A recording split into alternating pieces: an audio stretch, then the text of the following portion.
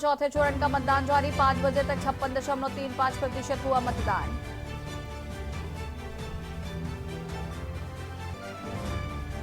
काशी में पीएम मोदी का road show. रथ पर सीएम योगी आदित्यनाथ भी रहे मौजूद। कल नामांकन करेंगे पीएम मोदी।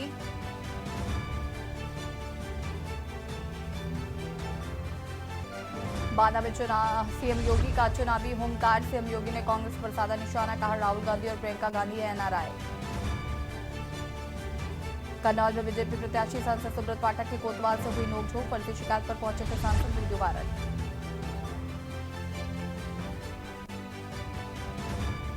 लखनऊ के 4 स्कूलों को बम चढ़ाने की मिली धमकी। एक ही मिल से आई धमकी। एटीएसएल पुलिस जांच पड़ताल में जुटी।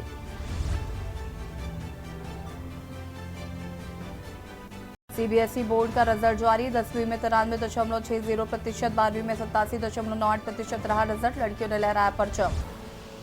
आप देख रहे हैं ई न्यूज़, खबरों का सारथी। नमस्कार, खबर उत्तर प्रदेश में आप सभी का स्वागत है। मैं हूं आपके साथ यशी शुक्ला। रुक करेंगे खबरों का। यूपी में लोकसभा चुनाव के चौथे चरण की 13 सीटों के लिए मतदान खत्म हो गया है।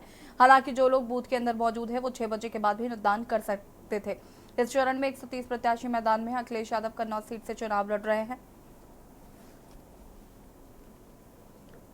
यूपी में चौथे चरण के लिए मतदान खत्म हो चुका है। सभी 13 सीटों पर 56% से अधिक हुई वोटिंग।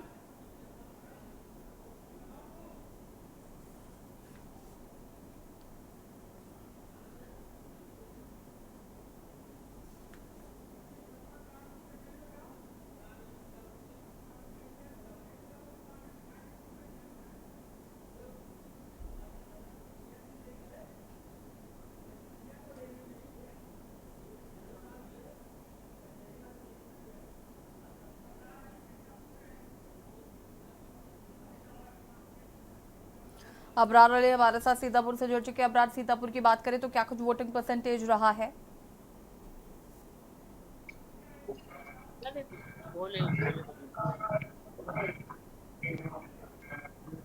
अबरार फिलहाल हमारे साथ नहीं है। अमित शर्मा कानपुर से हमारे साथ जुड़ चुके हैं। अमित, कानपुर की बात करें तो क्या कुछ वोटिंग परसेंटेज रहा अभी तक?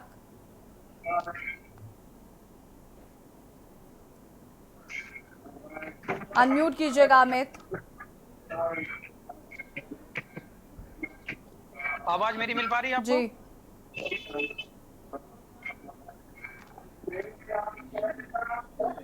मेरी आवाज आपको आ रही है? अमित, अपनी बात को पूरा करिए प्लीज।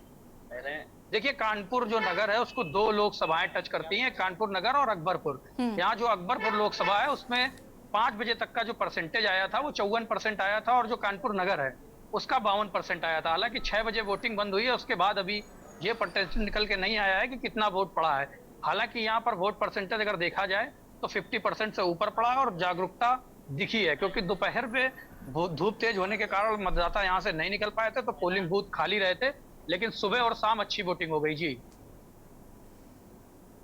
ठीक है, प्रमोद दीक्षित इटावा से हमारे साथ जुड़े हुए हैं। प्रमोद, इटावा की बात करें तो क्या कुछ इटावा का माहौल रहा, साथ ही साथ कितना वोटिंग परसेंटेज इटावा का नजर आया? इटावा की अगर बात की जाए तो स्वाभाविक है कि जिस तरीके से सुबह 7 बजे से लेकर के जो कंटिन्यू जो परसेंटेज लगातार बढ़ता हुआ दिखाई दे रहा था, उसी के क्रम को देखते हुए जो अभी अपने रिपोर्टर सहयोगी ने बताया है कि जिस तरीके से दोपहर में वोटिंग लाल क्रॉस हो गया, ऊपर देखो, एक लाल लाल होगा, लेफ्ट देखो, लेफ्ट लीव नहीं मिली, क्योंकि इनकी भीषण गर्मी के बावजूद भी जो मतदाता है वो लगातार अपने पोलिंग बूथों पर जाते रहे हैं और अपना मतदान करते रहे हैं। इसी तरीके से जो 5 बजे तक का जो परसेंटेज था वो 55 से कुछ ऊपर था, और लगभग 6 बजे जो मतदान बंद हुआ है उसको देखते हुए अगर देखा जाए तो 1 घंटे के रफ्तार में कहीं ना कहीं 58 या 59% का मतदान इटावा के में दिखाई दे रहा है जी। शिबू सैनी हमारे साथ कन्नौज से जुड़े हुए। शिबू, अगर कन्नौज की बात करें तो क्या कुछ वोटिंग परसेंटेज रहा है कन्नौज का? कन्नौज में धूप होने के कारण 30% वोटिंग हो पाई है, तो शाम को मतदान समाप्त हो गया है 6 बजे। पूरी जो मतदाता थे जिन्होंने मतदान किया, धूप में काफी लोग सन्नाटा दिखाई पड़ा जहाँ मतदान हो रहा था वहां पर 63% पूरे दिन में हो पाई है वोटिंग। बिल्कुल शिबू, अगर हम बात करें तो कन्नौज कहीं ना कहीं हॉट सीट रही है और यहाँ पर काफी गहमा गहमी भी देखने को मिली, तो उसके बाद क्या कुछ यहाँ का माहौल रहा है? कन्नौज में जिस तरह सांसद सुब्रत पाठक की कई जगह नापजोक हुई है और विधायक की भी नापजोक हुई कई जगह। सांसद सुब्रत पाठक की कोतवाली कन्नौज में कोतवाल से हुई नापजोक और उधर अखिलेश यादव भी कन्नौज आ रहे हैं। इसको देखते हुए लगातार भाजपा हारी थी और सिर्फ देखते हुए तुरंत अखिलेश यादव ने कन्नौज दौरा मार दिया।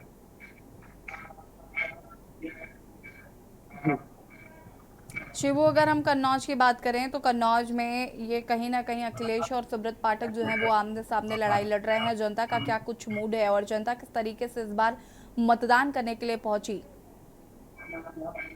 जनता कहीं ना कहीं अगर मानी जाए, जनता कहीं ना कहीं सांसद से नाराज तो है। जनता खुल के नहीं आ रही सामने। जनता तो ज्यादातर अखिलेश के पक्ष में वोट करने की बात कर रही थी जनता जो है। और सांसद सुब्रत पाठक के कुछ विकास कार्य नहीं हुए, इससे जनता नाराज भी कहीं ना कन्नौज में थी लगातार। और अब सांसद ने बात कही थी कल परसों, उन्होंने कहा था अब हम बीच में पहुंच पाए थे, अब की बार हमें मौका दीजिए, हम जनता के बीच जाएंगे और गांव की जो समस्या होंगी उनका पूरा करेंगे। हम सांसद सुब्रत पाठक ने कल अपने कार्यालय में एक बात कही थी। शिवू, अगर हम कन्नौज की बात करें यहाँ पर तो नए वोटर्स कितना ज्यादा एक्साइटेड नजर आए? नए बूथ में तो ऐसे मतदान किया, कम से कम मतदान किया गया है। जो पुराने वोट थे उन्होंने ज्यादा किया मतदान में। कन्नौज में उत्साह दिखाई पड़ा, जो पुराने में ज्यादा उत्साह दिखाई। ठीक है प्रमोद, अगर हम नए वोटर्स की बात करें तो वो कितना जागरूक नजर आए वोट करने को लेकर? जागरूक तो काफी नजर आए। अगर बात की जाए कन्नौज हॉट सीट मानी जाती है, उनका साफ तौर पर शिवू, कहना है प्रमोद। अखिलेश यादव को वोट काफी। ठीक है प्रमोद, अपनी बात को पूरा करिए आप।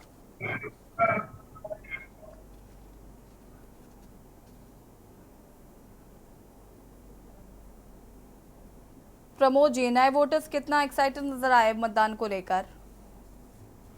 इटावा की अगर बात की जाए तो इस बार ये बात रियल सामने निकल करके आ रही है। जो नवयुवक हैं और तो जिन्होंने कहा पहला वोट पहली बार उन्होंने मतदान किया है, उसको जोश में अपने साथ में आई थी। और जिस तरीके से हमने 4-5 लोगों से पूछा भी तो उनका साफ तौर पर कहना था, जो युवतियां थी और जो पुरुष थे, पुरुषों का साफ तौर पर कहना था कि मैं रोजगार को लेकर के वोट दे रहा हूं। और युवतियों का साफ तौर पर कहना था कि हमने अपना मतदान क्योंकि हम लोग उस जो गुंडागर्दी थी उससे परेशान होकर के हम लोगों ने सरकार चेंज की है और उसी मुद्दे को लेकर के हम लोग कम से कम अपने घर में सुरक्षित रहते हैं। अब कहीं आम बाजार या मार्केट में मतलब कहीं भी निकलते हैं तो हम लोग सुरक्षित अपने घर पे पहुंच जाते हैं। इन मुद्दों को लेकर के वोट दिया। वहीं जो महिलाएं और भी जो थी उनका भी साफ तौर पर कहना था कि मैं अपना मतदान अपने विकास को लेकर के किया है। और जिस तरीके से जो बीजेपी के जो प्रत्याशी हैं रामचंद्र करेरिया और सपा प्रत्याशी जितेंद्र कुमार दौरे, उनका साफ तौर पर एक दूसरे वो आरोप था कि हम लोग की जो एनडीए की सरकार बनेगी। और वहीं बीजेपी के जो प्रत्याशी हैं वो अपने भाजपा की दावेदारी छोड़ रहे हैं। जिस तरीके से आज जो अखिलेश ने भी एक बयान दिया है कि 13 सीटों में से 2 सीटें वो जीत रहे हैं। अब ये जो देखने वाली बात होगी 4 जून को कि कौन किससे कितना आगे रहेगा। जी ठीक है, शुक्रिया आपका जानकारी साझा करने के लिए। और बता दें आपको कि यूपी में चौथे चरण के लिए मतदान खत्म हो चुका है और नए वोटर्स भी कहीं ना कहीं उत्साहित नजर आए वोट डालने को लेकर। और कहीं कहीं पर ग्रामीणों ने चुनाव बहिष्कार भी किया, हालांकि बाद में स्थिति सामान्य होती हुई नजर आई।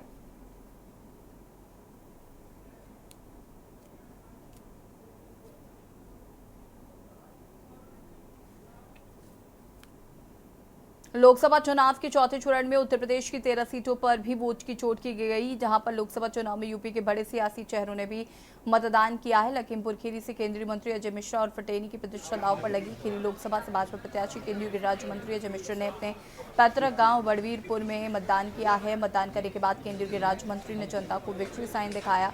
वहीं उत्तर प्रदेश कैबिनेट में मंत्री जितिन प्रसाद ने शाहजहांपुर में वोट किया। उन्होंने वोट के बाद कहा कि शाहजहांपुर के लोग आगे जाकर प्रधानमंत्री मोदी के लिए वोट कर रहे हैं, तो जेपी का लोग भरपूर समर्थन करेंगे। वहीं हॉट सीट कन्नौज में बीजेपी उम्मीदवार सुब्रत पाठक और सपा उम्मीदवार अखिलेश के बीच मुकाबला है। सुब्रत पाठक ने पोलिंग बूथ में अपनी पत्नी के साथ जाकर मतदान किया।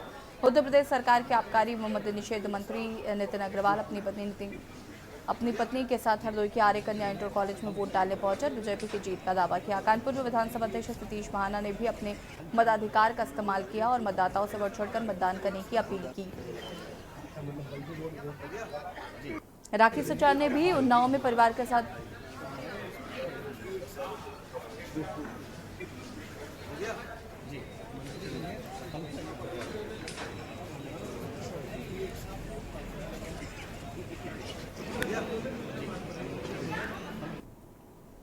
और ऐसे खबर जहां पर पुलिस की लापरवाही सामने आई। सपा समर्थक ने ईवीएम संग खींची फोटो। सोशल मीडिया पर यह फोटो काफी तेजी से वायरल हो रही है।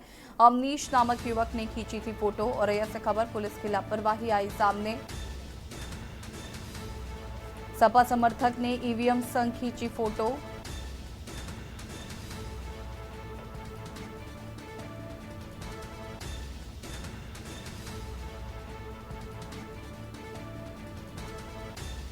और अब से खबर पुलिस की लापरवाही आई सामने।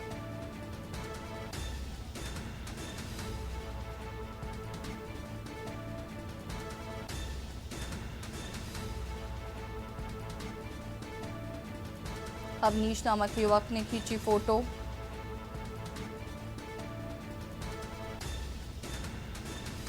पुलिस की लापरवाही आई सामने। सपा समर्थक ने ईवीएम संग खींची फोटो।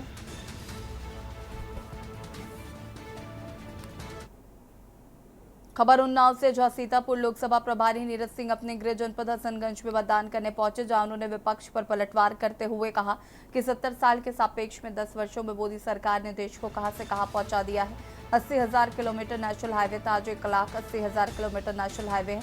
इसी तरीके से शिक्षा, स्वास्थ्य और रक्षा के क्षेत्र में देश दिन प्रतिदिन विकास कर रहा है।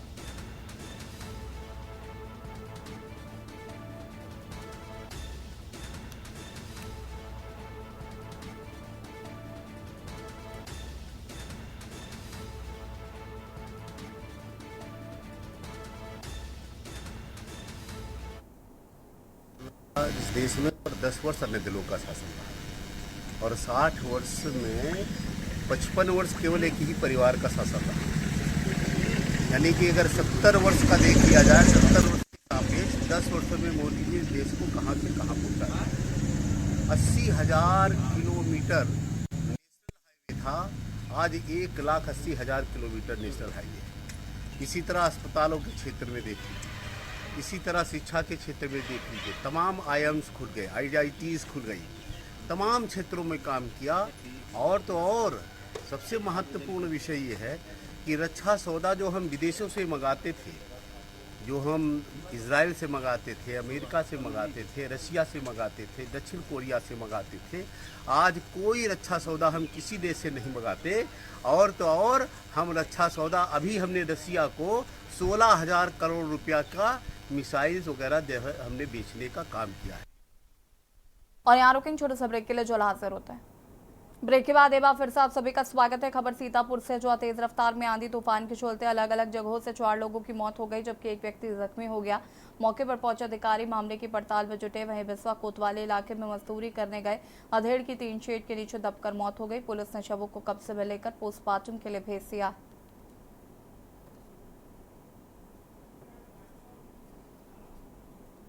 केंद्रीय माध्यमिक शिक्षा बोर्ड ने कक्षा 10वीं का परिणाम जारी कर दिया है। इस साल करीब 39 लाख स्टूडेंट्स ने 10वीं 12वीं बोर्ड की परीक्षा दी। क्लास 10th में कानपुर की इशिता त्रिपाठी पुत्री नीरज त्रिपाठी ने 91.6% अंक हासिल कर परिवार व विद्यालय का नाम रोशन किया। इशिता चकेरी स्थित केंद्रीय विद्यालय नंबर 2 की छात्रा है। इशिता ने अपनी सफलता का श्रेय माता पिता व गुरुजनों को दिया है।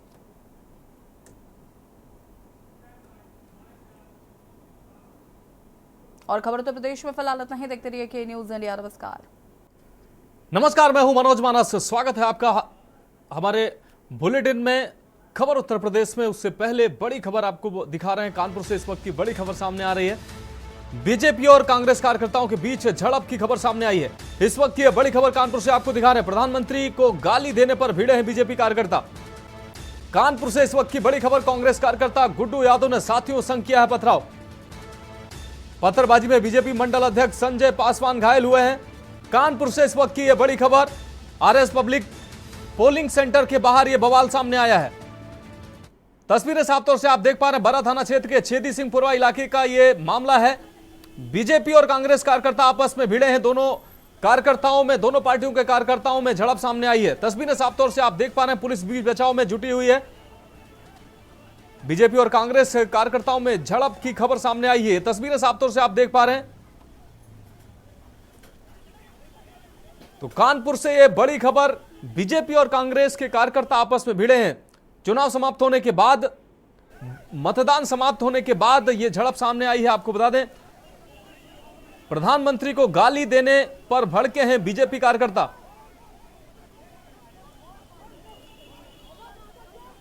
तो तस्वीरें साफ तौर से आप देख पा रहे हैं, कांग्रेस और बीजेपी कार्यकर्ता आपस में भिड़े हैं।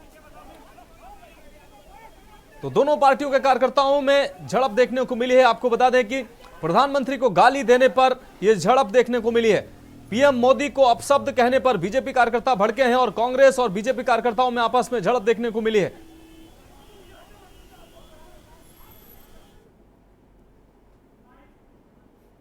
मैं लोग बस्ते में बैठा था, ये अपना जा रहे थे तो मोदियों की गाली दे रहे थे। हम लोगों की गाली क्यों दे, उतने में गुम्मत चलाने लगे और हमारे ऊपर लग गया। गुड्डू यादव के साथी 7 लोग, वो कांग्रेस से हैं। हाँ, इसमें संजू मिश्रा, राजू पांडे की मिली भगत है। मोदियों की गाली दे रहे थे, हमने क्यों गाली दे रहे हो भाई? चुनाव तो खत्म हो गया, हम सब भाई भाई हैं। आज शाम को चुनाव खत्म होने के बाद हम लोग सब लोग अपने घर जा रहे थे और यहाँ पर हमारे पर्रा के मंडल अध्यक्ष संजय पासवान के साथ क्षेत्र के गुड्डू यादव, उसके साथ 2 लोगों और ने जब प्रधानमंत्री मोदी जी के प्रति अपमानजनक टिप्पणी की और टिप्पणी करने के पश्चात जब संजय पासवान को टोकने का काम किया तो संजय पासवान के लिए जाति सूचक टिप्पणी करते हुए उसको बुरी तरह से मारा, उसका सर फाड़ दिया और उसको आज उसको पुलिस से गिरफ्त ले लिया है। हम लोग थाने जा रहे हैं, थाने घेराव करेंगे और जब तक कठोर कार्रवाई नहीं होगी तब तक थाने से हटेंगे। आपको बता दें, हमारे ब्यूरो चीफ इस खबर पर ज्यादा जानकारी के लिए हमारे साथ जुड़ गए हैं। मधुर, बीजेपी और कांग्रेस कार्यकर्ताओं में झड़प देखने को मिली है, क्यों ये झड़प हुई है, क्या है पूरा मामला? चेकिंग पूर्वा जो एक बूथ बनाया गया था आईआरएस स्कूल में, वहां पे जैसे वोटिंग खत्म हुई तो उसके बाद जो मंडल अध्यक्ष भाजपा के संजय पासवान वहां से निकल रहे थे, वहीं पर थोड़ी दूर पर बैठे थे कांग्रेस के नेता एक हैं गुड्डू यादव। उन्होंने कमेंट पास किया, मोदी को लेकर अभद्र टिप्पणी की, जिसका विरोध जब संजय पासवान ने किया तो वही गुड्डू यादव ने संजय पासवान के साथ जमकर मारपीट। जब मारपीट हुई तो और कार्यकर्ताओं भाजपा देखा जब वो दौड़ गया तो वहीं पे गुड्डू यादव समर्थकों ने, कांग्रेस समर्थकों ने तत्काल वहां पे पथराव कर दिया और काफी जिसमें लोग कम से कम 3 से 4 लोग घायल हो गए, सर फट गए। वहीं पे पुलिस मौके पर है, पुलिस सामने भी जमकर मारपीट होती है लेकिन पुलिस भी कुछ नहीं कही। वहीं जो भाजपा मंडल अध्यक्ष घायल, उनका साफ आरोप ये कहना है कि यहाँ की जो पुलिस है वो उनसे मिली हुई थी और वहाँ उनके सामने मारपीट होती, उन्होंने बचाया नहीं। लेकिन आप विजुअल में साफ देख सकते हैं कि भाजपा मंडल किस तरह से मारे जा रहे हैं और जो कांग्रेसी है वो पथराव कर रहे हैं बराबर। जी मधुर, आपका बहुत शुक्रिया इससे तमाम जानकारी के लिए। तो आपको बता दें कि बीजेपी और कांग्रेस कार्यकर्ता आपस में भिड़े हैं। प्रधानमंत्री को अपशब्द कहने पर बीजेपी कार्यकर्ता भड़के हैं और कहासुनी के बीच ये कहासुनी झड़प में बदल गई और बीजेपी के मंडल अध्यक्ष पर पत्थरबाजी की गई, जिससे वो गंभीर रूप से घायल हुए हैं। तो खबरों में अभी के लिए इतना ही, मुझे दीजिए इजाजत और आप देखते रहिए के न्यूज़।